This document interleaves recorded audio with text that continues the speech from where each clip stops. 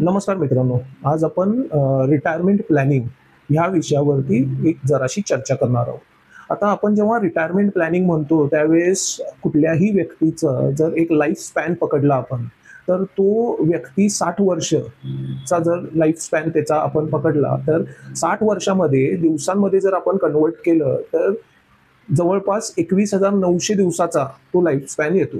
आता ह्या 21,900 दिवसांमध्ये सरासरी ॲव्हरेज माणूस 7 ते 8,000 दिवस हा शिक्षणात व्यतीत करतो, शिक्षण घेण्यात व्यतीत करतो. आणि उरलेले 14,000 दिवस जे आहेत, हे आपण पैसे कमवण्यात व्यस्त होतो. आता हे जे पैसे कमवण्यात आपण 14,000 दिवस व्यस्त होतो आणि जेव्हा आपण 60व्या वर्षी पोहोचतो, त्यावेळेस आपल्याला कळतं की आपल्याकडं असणारा कॉर्पस हा 60 वर्षानंतर पुढं 75 वर्ष असेल, 80 वर्ष असेल, जेवढा तो माणूस जगेल, त्याच्यासाठी योग्य नाही आहे. तो कॉर्पस त्याला कमी पडतोय. आता आपण बघूया की रिटायरमेंट कॉर्पस आपण कसा कॅल्क्युलेट करायचा. उदाहरण म्हणून आज आपलं वय 25 इतकं धरूया. तुमचा महिन्याचा खर्च 1,00,000 रुपये आहे इतका आपण धरूया.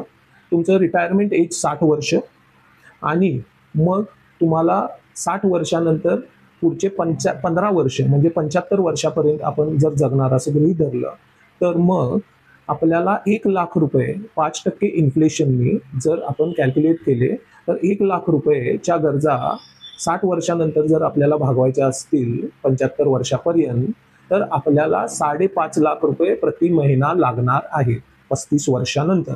आता हे 35 वर्षानंतर जर 5,50,000 रुपये प्रति महिना जर आपल्याला लागणार आहे, तर त्यासाठी आपल्याला जवळपास 6,40,00,000 रुपयेचा कॉर्पस जमा करणं गरजेचं आहे. आता आपण हा 6,40,00,000 रुपयेचा कॉर्पस जर तुम्हाला 60व्या वर्षानंतर जमा करायचा असेल, तर त्यासाठी तुम्हाला 35 वर्षासाठी फक्त 10,200 रुपये इतकी जर तुम्ही SIP म्युच्युअल फंडात केली, तर तुमचा कॉर्पस 12.5%नी 6,40,00,000 रुपये इतका होणार आहे. अधिक माहितीसाठी खाली दिलेल्या नंबरवर